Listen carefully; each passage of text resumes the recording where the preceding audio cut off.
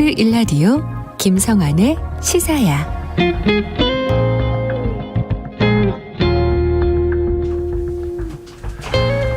리시 수넥 영국 신임 총리가 지난 25일 취임했습니다. 리시 수넥은 인도계 이민자 가정 출신으로 영국 역사 최초의 비백인 총리가 됐는데요. 수넥 총리가 경제정책 실패로 44일 만에 사임한 트러스 전 총리가 남긴 후유증을 과연 수습할 수 있을까요? 오늘 세계 이면 시간에서 자세히 살펴보겠습니다. 외신캐스터 전주현 씨 나와 계십니다. 안녕하세요. 네, 안녕하세요. 네, 이 사임한 트러스 전 총리 얘기부터 좀 해봤으면 하는데요. 네. 영국 역사상 최단기간 총리로 기록됐어요. 5명이 남았죠. 네. 9월 6일에 영국 역사상 출발할 땐 좋았습니다. 세 번째 여성 총리 기록을 세웠거든요. 그랬는데 취임 45일 만 1개월 14일 만에 퇴임을 하면서 영국 역사상 가장 짧은 기간 동안 취임한 총리로 남게 됐습니다. 그 경선을 했을 때요. 보수당 당대표 선거를 했을 때 네. 감세를 통한 성장을 하겠다. 이걸 굉장히 앞세웠거든요. 그래서 원내 경선에서는 2위에 머물렀는데 이제 수넥 후보랑 두 명이 치른 총리 최종 경선에서 밑바닥 당심을 사로잡으면서 역전에 성공했어요. 그래서 그때 예상을 뒤엎고 수넥 후보를 제치고 총리 자리에 올랐습니다. 근데 트러스 총리가 취임한 지 이틀 만에 엘리자베스 2세 여왕이 서거했어요. 그래서 장례식을 치르는데 일단 집중을 했었고요. 그러다가 이제 9월 6일에 취임을 했는데 9월 23일 50년 만에 최대 규모의 감세안이 담긴 미니 예산안을 발표했습니다. 근데 사실 긴축이 필요한 시기에 내놨던 대규모 감세안이었는데 그렇다면 재정 손실을 어떻게 메울 것이냐 이 점이 담겼어야 되거든요. 근데 그 얘기는 쏙 빼놓고 그냥 감세만 한다라고 얘기를 했기 때문에 네. 당장 시장이 혼란에 빠질 수밖에 없었습니다. 그래서 파운드화 가치가 역대 최저로 추락을 해버렸고요. 금리가 급격하게 상승을 하면서 국제통화기금에서 이례적으로 이 정책에 대한 부작용이 있을 수 있다라는 경고를 내놓은 그런 상황이었습니다. 그래서 영국발 글로벌 금융위기가 올 수 있다 이런 우려가 높아졌는데요. 그만큼 세계적으로 영국의 신뢰도는 굉장히 많이 떨어졌고요. 그래서 영국이 이미 경기 침체로 접어들고 있었는데 트러스 총리가 이걸 가속화시켰다라는 평가까지 받았습니다. 그래서 트러스 총리가 결국은 부자 감세안, 법인세율 동결안을 철회했습니다. 그리고 정치적 동지였던 쿼탱 내무장관을 전격 경질했는데 결국 신뢰를 회복하지 못했고요. 이후에 이제 보수당에서 의원들의 여론이 걷잡을 수 없이 악화가 됐습니다. 그래서 불신임 투표를 할 수 있다라는 위기에 몰리니까 결국 스스로 9월 20일에 사퇴를 발표했습니다. 근데 또 이게 착각을 할 만은 했구나 하는 생각은 들어요. 네. 왜냐하면 네. 당내 선거에서 저 감세안 네. 발표할 거예요. 네. 할 거예요. 라고 얘기했는데 수넥을 이기고 트러스 총리가 된 거잖아요. 그러니까 의원들한테는 큰 반응을 못 얻었는데 네. 근데 밑바닥 그 일반 당원들한테 이제 우편 투표를 받고 이제 선거를 치렀잖아요. 네. 근데 일반 당원들, 그러니까 평범한 시민들인 거죠. 그 사람들은 대규모 감세안을 해준다니까 당연히 이 트러스 총리를 지지할 수밖에 없죠. 조금 낸다니까. 그렇습니다. 누구나 그걸 원하는 거잖아요. 그러니까 거기서 이길 수밖에 없는 그런 상황이긴 했고 그때 당시에 수넥 장관이 이건 동화 같은 얘기다라고 그때 일축을 했던 적이 있습니다. 그러니까 더 착각했을 가능성은 네. 있는데 정치인의 그러니까 선거 공약이라는 게 네. 그냥 지킨다고 다 좋은 건 아니구나. 이걸 좀 우리가 알 수 있는 것 같은데요. 신중하게 이제 내놔야 되는 거죠. 너무 성급하게 내놓은 게 아니냐. 왜냐하면 이제 엘리자베스 여왕 장례식을 치르는데 너무 이제 국가적인 집중도가 몰렸었잖아요. 네. 그 직후에 이제 이걸 발표하느라고 충분하게 검토를 하지 못하고 자기 정책을 너무 서둘러서 발표를 한 게 아니냐라는 얘기도 지금 나오고 있습니다. 근데 트러스 전 총리가 실패한 이유 비단 뭐 경제정책 실패만은 아니라고요. 네, 이게 이제 가장 큰 이유고요. 이제 보수당 내에서 영국의 유럽연합 탈퇴를 의미하는 브렉시트 갈등에서 비롯됐다. 이 점도 있다라고 뉴욕타임스가 지적을 한 겁니다. 그러니까 보수당 안에 브렉시트를 반대하는 반대파가 있고요. 찬성파가 있고 이 둘 세력 간의 정책하고 이념 갈등이 불러온 결과라는 얘기입니다. 그래서 트러스 총리는 브렉시트 찬성파였거든요. 네. 그런데 반대파가 끌어내린 거다라는 분석을 뉴욕타임스는 내놨습니다. 왜냐하면 이 브렉시트라는 게 이제 2020년 1월 31일에 단행이 됐는데 영국이 유럽연합에 지급하는 막대한 세금을 없애고요. 성장을 통해서 영국 경제와 사회를 부양한다는 게 목표였거든요. 그러니까 세금 부담에서 해방된 기업들이 이제 고도 성장을 이루면 이 경제적인 혜택이 자연스럽게 사회 계층 전체로 확산될 수 있다라는 경제 이론에 따른 그런 주장이었습니다. 네. 이제 트러스 내각은 브렉시트 찬성파였으니까 최고 소득세율 폐기를 포함한 감세안을 추진을 했는데요.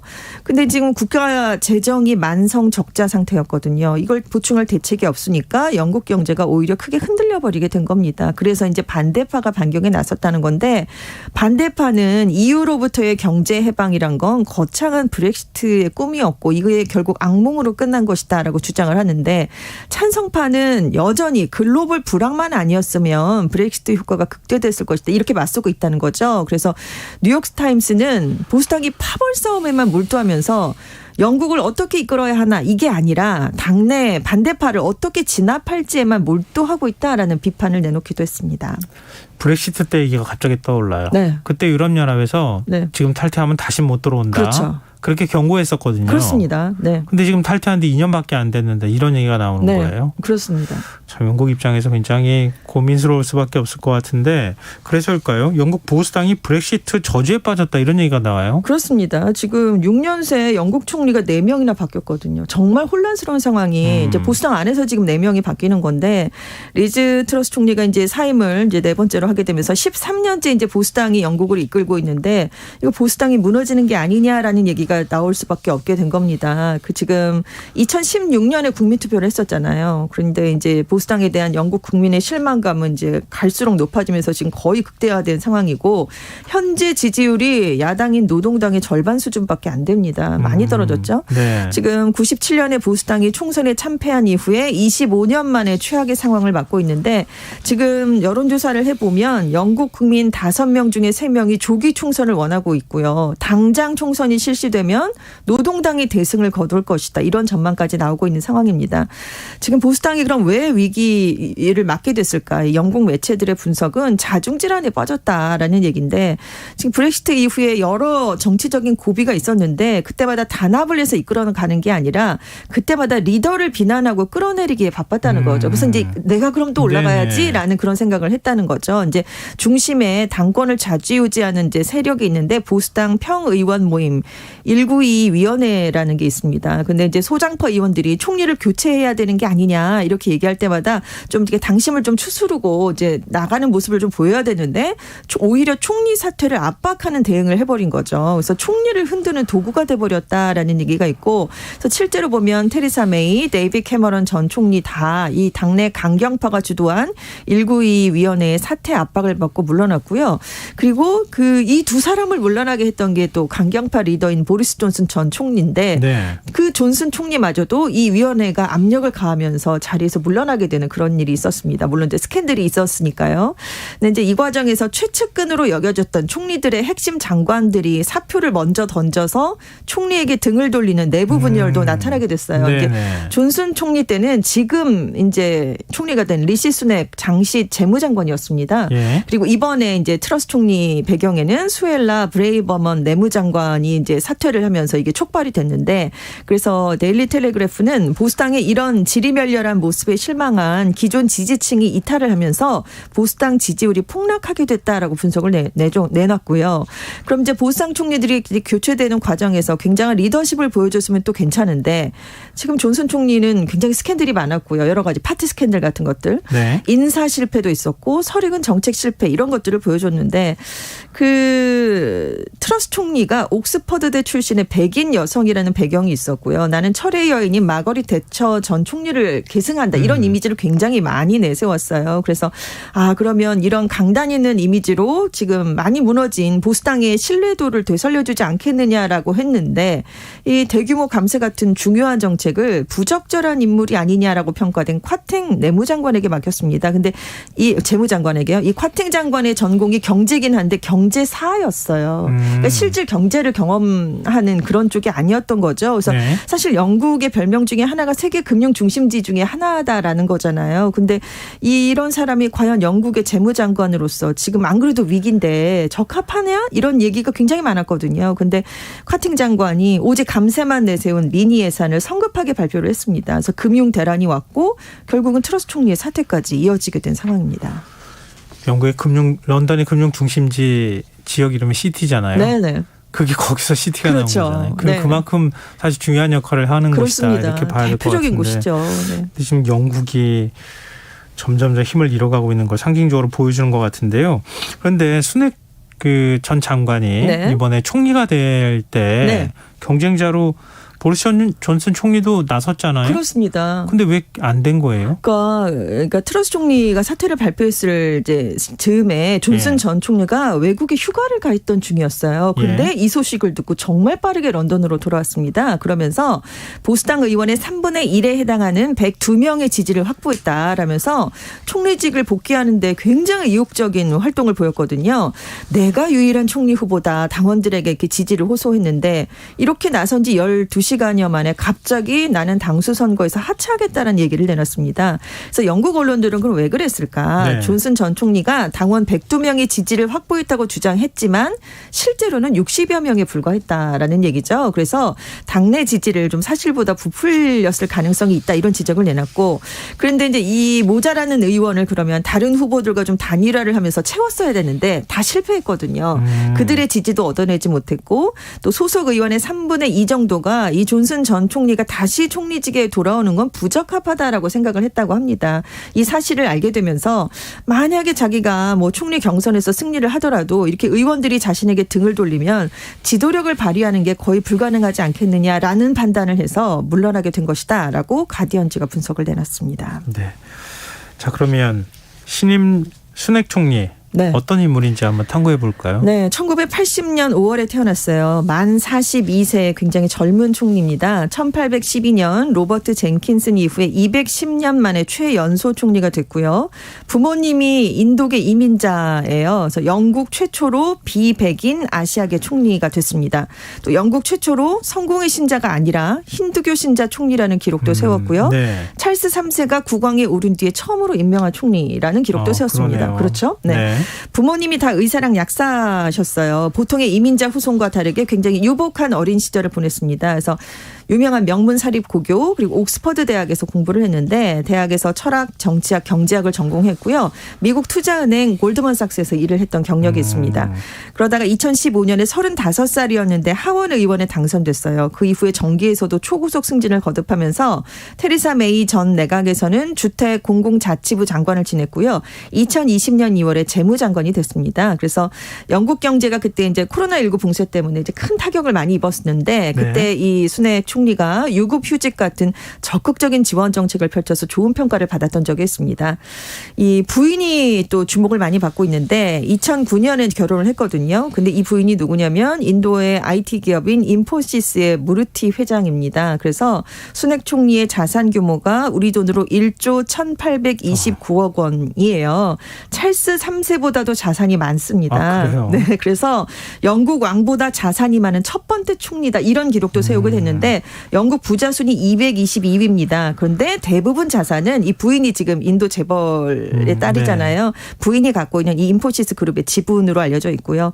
그리고 말씀드린 것처럼 존슨 전 총리 내각에서 내무장관을 지내다가 존슨 총리의 반기를 들고 사퇴를 하면서 이게 크게 작용을 해서 결국 존슨 총리가 사퇴를 하게 됐고요. 그래서 당내 일부에서는 존슨 총리를 배신한 사람이다라는 의견도 있는 것으로 알려졌습니다. 그리고 보수당 대표 원내 경선을 했을 때 그때는 1위였는데 일반 당원 투표를 하니까 트러스 전 총리에게 패했다라는 점도 약점으로 꼽히고 있는 점 중에 하나입니다. 네, 지금 앞서 소개해 주셨지만 인도 하면 네. 한때 영국이 지배했던 식민지였잖아요. 그렇습니다. 그 인도 출신 네. 총리가 지금 탄생했다. 네. 인도에서는 굉장히 환영하는 분위기예요. 그렇죠. 인도가 영국에서 독립한 지 75년 만에 인도계 영국 총리가 등장을 한 겁니다. 그래서 인도의 NDTV라는 방송이 어떤 헤드라인을 뽑았냐면요. 인도의 아들이 제국위로 올라섰다. 이런 헤드라인을 선정했어요. 그래서 인도가 전역이 굉장히 크게 환호를 했고 모디 인도 총리가 이제 수넥 총리가 영국과 인도를 잇는 살아있는 달이다라는 평가를 했습니다. 그래서 앞으로 영국과 긴밀하게 협력할 것을 기대한다라고 얘기를 했고요. 여당이 인도 국민당인데 프리티 간디 대표가 자신의 문화와 뿌리를 공개적으로 인정한 자랑스러운 힌두교도의 부상을 응원한다라는 그런 응원 메시지도 남겼고요. 그런데 네. 이 수넥 총리가 2020년에 이제 하원 의원이 돼서 서약을 했을 때 그때 이제 손을 얹은 것이 기독교 성경이 아니었습니다. 힌두교 경전 바가바드 기타 위에 손을 얹고 선언을 했어요. 그러니까 자신이 힌두교라는 점을 굉장히 여러 번 공개적으로 밝혔었고 그리고 수넥 총리가 총리로 확정된 시점이 또 중요했는데 이게 힌두교의 대표적인 축제인 디왈리 기간 도중이었거든요. 그러니까 안 그래도 축제여서 인도인들이 굉장히 좀 즐거워하고 있던 기간이었는데 이렇게 인도계 영국 총리가 처음 나오니까 인도 본토인들은 물론이고 영국 내 인도계 사회가 더 크게 환호를 하는 점도 있었고요. 반면에 인도 정치권에서 어떤 목소리가 나오냐면 미국하고 영국에서는 지금 소수 인종들이 정부의 고위직으로 선출이 된 게 아니냐. 근데 지금 인도의 모습은 그렇지 않다는 거죠. 그래서 인도와 인도의 정당들이 그 점을 우리도 배워야 한다라는 지적이 나오기도 했습니다. 그렇구나. 근데 지금 뭐 인도계 전성시대라는 말까지 나오고 있어요. 도대체 얼마나 많은 정치인들이 지금 입각되고 그랬길래 그래요? 예전에는 왜 유대계가 다 잡고 있다 이런 얘기가 있었잖아요. 근데 지금 인도계가 정재계 인물로 많이 떠올랐는데 대표적인 인물이 카멜라 해리스 미국 부통령입니다. 자메이카 이민자 출신의 아버지, 어머니가 인도계잖아요. 그래서 작년 1월에 미국 헌정사상 첫 번째 여성 부통령, 첫 번째 흑인 부통령이 됐는데 취임했을 때 굉장히 강조했던 게 외가의 영향을 많이 받았다라는 왜냐하면 어머니 이혼한 상태에서 어머니 밑에서 자랐으니까요. 네네. 그래서 외가가 인도 남부 타밀나두주인데 여기서 축제가 이어졌습니다. 그리고 안토니오 코스타 포르투갈 총리도 인도계 유럽권 총리인데요. 그 아버지가 포르투갈 영이었던 인도 서부의 고아주 출신입니다. 지금 이 코스타 총리가 이끄는 중도좌파 성향의 사회당이 승리를 이번 조기 총선에서도 해서 2015년 이래 세 번째 총리를 수행하고 있고요. 빅테크 기업들에도 많아요. 세계 최대의 소프트웨어 업체죠. 마이크로소프트의 사티아 나델라가 있습니다. 2014년부터 이 마이크로소프트를 경영하고 있는데요. 67년에 인도에서 태어났고 대학을 졸업했습니다. 그 이후에 이제 미국으로 건너가서 이렇게 IT 기업에 들어가게 됐고요. 세계 최대 검색 엔진 업체인 구글의 순다르 피차이 CEO도 인도 남부 타밀나두주 출신이고요. 역시 인도에서 공대를 나왔습니다. 그리고 이제 최근에 해임되긴 했지만 머스크 CEO가 트위터를 인수하면서 퍼라그 아그라왈 전 트위터 CEO도 인도에서 태어나서 대학을 나온 인물이었고요. 스타벅스의 새로운 CEO가 지난달에 됐죠. 렉스먼 네러시먼.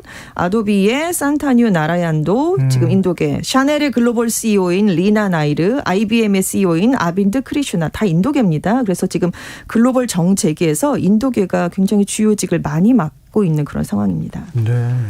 뭐 IT 분야에서 인도계가 강하다. 그렇죠. 미국의 네네. 의사들도 인도계가 굉장히 많다. 그렇습니다. 이런 얘기 네. 제가 들어봤는데 지금 뭐 굵직한 기업들을 많이 그러게요. 이끌고 설명 있죠. 들어보니까 네. 뭐 전 세계 정말 큰 IT 네네. 기업들엔 전부 인도계 CEO가 들어가 있는 것 같다 이런 생각이 들 정도인데 자 그러면은 수넥 총리 정책을 한번 우리가 살펴볼까요? 네. 지금 전임 트러스 정부의 실수들을 바로잡겠다 이렇게 밝혔네요. 그렇습니다. 취임 연설에서 바로 그렇게 얘기를 했어요. 그래서 금융시장에 이제 혼란을 불러왔으니까 트러스 전 총리의 감세 정책을 의미한 게 아니냐 이렇게 해석이 됐는데요. 일단 수넥 총리는 정책의 최우선 과제는 경제 안정과 자신감이다. 엄청난 경제 위기에 대처하고 영국을 통합하겠다라고 강조를 했습니다. 그래서 이제 그럼 내각을 어떻게 꾸릴까 이렇게 관심이 많이 모아졌는데요. 다양한 정치 세력을 포함하는 이른바 빅텐트 내각을 꾸렸습니다. 그래서 존슨 전 총리, 트러스 전 총리가 중용했던 장관들을 적극 재기용을 했어요. 그러니까 전문성을 이어가고 지속성을 추가하겠다라는 그런 뜻인데 왜냐하면 이제 트러스 전 총리가 그 내각을 구성할 때요. 총리직을 놓고 경쟁했던 이 수넥 측의 인사들을 다 빼버렸습니다. 네. 그래서 그때 당을 분열시키는 게 아니냐라는 평가를 받았거든요. 그러니까 자기는 이걸 반복하지 않겠다는 뜻이었고요. 그래서 재무, 외무, 국방 이렇게 핵심 관료가 다 유임이 됐고 유임된 전 정부 인사는 지금 13명에 이르고 있습니다. 가장 시급한 게 영국 경제 수습이에요. 그래서 지금 트러스 전 총리와 다르게 증세, 긴축 정책을 펼칠 것으로 전망이 되는데 문제는 과도하게 긴축을 하면 부작용이 또 발생할 수 있다는 거잖아요. 그래서 네. 인플레이션을 억제하되 경제 활력을 유지해야 하는 이거 정말 어려운 숙제거든요. 이걸 해결해야 되는 그런 상황이고요. 그래서 지금 정권의 안정적인 출범 여부가 이제 예산안에서 이제 결정이 될 것 같은데 당초에 오늘 공개할 예정이었습니다. 근데 11월 17일로 2주 더 미뤘어요. 그래서 예산안에 굉장히 신중한 모습을 보이고 있습니다. 지금 경제 외에 다른 분야는 어떻습니까? 그러니까 환경 정책이 좀 눈에 띄는데요. 2045년까지 영국이 에너지 독립을 달성하기를 원한다라면서 시엘가스 추출, 풍력, 태양광, 원자력 발전에 공을 들이겠다라고는 얘기를 했어요. 그런데 새로운 육상 풍력 발전을 어렵게 하는 계획을 발표했던 적이 있고요. 예. 그리고 이제 작년에 영국에서 유엔 기후변화 협약 당사국 총 26차 회의가 열렸는데 그때 개발도상국에 대한 대외 원조를 삭감했던 그런 인물이기도 합니다. 그리고 이제 다음 달에 이집트에서 그 기후변화 협의 27차 총회가 열리는데 네. 당초에 국내 문제에 집중을 해야 된다라면서 안 간다 그랬거든요. 네. 그랬더니 이 기후 위기 대응에 너무 소극적이다라는 비판이 전방위적으로 나왔습니다. 그래서 지금 결정을 번복할 가능성을 지금 열어놓은 상태고요. 국방 예산은 아무래도 감축 정책, 긴축 정책을 하기 때문에 줄어들 것으로 보이는데 지금 우크라이나 전쟁과 관련해서도 이 지원 속도나 수위를 조절하지 않겠느냐라는 전망이 더 타임스에서 나왔고요. 그리고 이제 눈길을 끌었던 공약이 이거였어요. 동네 1차 병원 예약을 한 다음에 당일에 방문하지 않는 예약부도 환자에게 우리 돈으로 16,000원 정도의 벌금을 물리는 방안을 추진하고 있다. 그래서 지금 영국 내에서도 논란이 많이 되고 있는데요. 왜냐하면 우리 건강보험에 해당하는 NHS가 이제 만성적인 재정 악화, 의료 서비스 질 저하 이게 심각해져서 문제가 되고 있거든요. 근데 네. 영국은 거주자들이 소득에 따라서 이제 매년 일정 금액을 NHS에 내면 의료가 무상 제공되잖아요. 그러니까 병원에 갈 때마다 돈을 안 내도 되는데 그러다 보니까 노쇼가 연간 1,500만 건에 달하고 있다고 합니다. 그래서 이 돈을 다 환산을 하면 3,552억 원에 달하거든요. 그러니까 이걸 좀 줄여보겠다라는 공약을 내놨습니다. 무엇보다도 장수 총리가 되려면 분열된 보수당을 먼저 네. 통합하는 게 필요할 것 같은데요. 지금 여러 갈래로 많이 이제 분열이 돼 있기 때문에 지금 이 보수당도 통합을 하면서 이제 앞으로 있을 총선에도 대비를 해야 되는 과제가 분명히 있습니다. 그런데 네. 순핵 총리의 성향을 분석해 보면 합리적인 관리자나 실용주의자에 가깝거든요. 정치적 투쟁에는 적성이 맞지 않아서 과연 정치적 영향을 발휘할 수 있을까라는 점에는 아직까지 의문이 좀 남아 있는 상황이고요. 당내에서 말씀드린 것처럼 배신자라는 일부 시선이 좀 있습니다. 그래서 만약에 순핵 총리가 정치적 리더십을 발휘하지 못하면 보수당의 위기는 더 이어질 수도 있다라는 전망이 나오고 있습니다. 근데 이게 무슨 얘기예요? 벌써부터 조기 총선 얘기가 나오는데. 네. 언론조사 업체 유고부가 지금 최근에 조사를 해봤더니 조기 총선을 실시해야 된다라는 질문에 응답자의 56%가 찬성한다고 답을 했습니다. 여론의 불만이 높은 건 이제 순핵 총리보다도 영국의 정치 체제랑 관련이 있는데요. 의원 내각제니까 다수당 대표가 총리가 되잖아요. 네. 그런데 이 트러스 전 총리, 순핵 총리 다 총선에서 승리를 해서 총리가 된 게 아니라 보수당의 당원 투표를 통해서 총리로 선출이 됐잖아요. 보수당원 수가 저 영국 인구의 1%가 되지 않습니다. 네. 너무 소수의 의견만 해서 이게 영국 국민을 대표하게 된 게 아니냐 이런 불만 때문에 지금 조기 총선을 원하고 있는 거고요.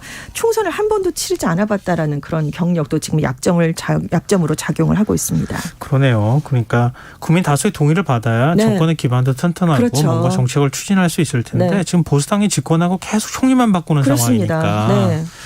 그것도 참 타당한 말인 것 같다 이런 생각이 드네요. 자, 지금까지 세계이면 외신캐스터 전주환 씨였습니다. 오늘 말씀 고맙습니다. 네, 감사합니다. 방송 중 안타까운 속보가 또 들어왔습니다. 이태원 압사 참사 사고와 관련해서 중상을 입고 치료를 받던 20대 여성 1명이 숨진 것으로 확인됐습니다. 이 밖에 다른 중상자 2명은 경상자로 전환됐고 여기에 경상자 4명이 새로 확인됐다는 소식입니다. 현재까지 이태원 참사 사망자는 155명, 사상자는 307명으로 집계됐습니다. 안타까운 사고로 유명을 달리하신 분들의 명복을 빕니다. 아울러 유족들의 슬픔에 깊은 위로를 전합니다. 지금까지 시사평론가 김성환이었습니다. 편안한 밤 보내십시오.